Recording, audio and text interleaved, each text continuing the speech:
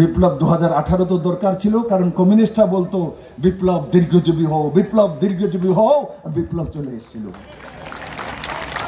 আর এখন এই স্লোগান দেয় না, কারণ তারা বিপদে পড়ে। আমার যেদিন দেখছে, আমি যেদিন ক্যান্ডিডেট ডিক্লেয়ার হয়েছি এখানে মঞ্চের আর সামনে, তারা তো খুশি হয়েছে কমিউনিস্টের আর তরমুজদার কমিউনিস্টের এদের ঘুম গেছে গা, জ্বর উঠে গেছে। আর জ্বর এমন ওটা উঠছে, আমি বলেছি যে টাউন হলে পার্টি কার্যক্রমে যে পশ্চিম আসনে 1 লাখের নিচে বিরোধীদের রাখতে হবে, প্রতি বিধানসভায় 3000-এর উপরে যাতে ভোট না যেতে পারে।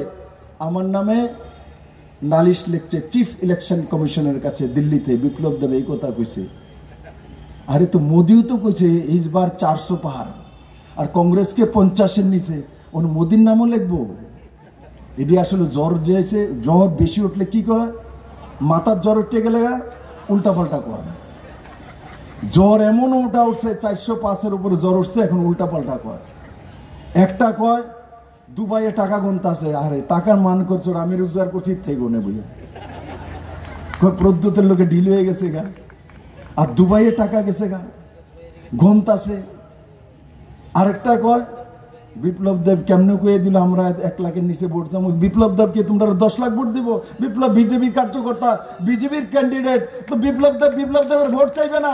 নরেন্দ্র মোদীর জন্য ভোট চাইবে না? কি আজব দেশে গজব কাহিনী।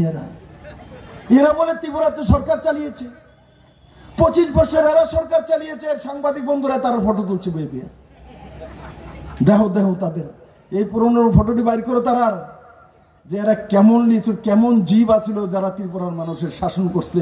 এই কারণে ত্রিপুরার মানুষের দুর্দশা হয়েছিল। আর আজকে মাননীয় প্রধানমন্ত্রী নরেন্দ্র মোদীর নেতৃত্বে ত্রিপুরাতে এক বিকাশমুখী সরকার তৈরি হয়েছে। আজকে ত্রিপুরাতে কেউ না খেয়ে মৃত্যু হয় না। কারণ কি, নরেন্দ্র মোদী সবার জন্য, গরিবদের জন্য 5 কিলো প্রতি ব্যক্তি চাউল মাসে ব্যবস্থা করে রেখেছেন।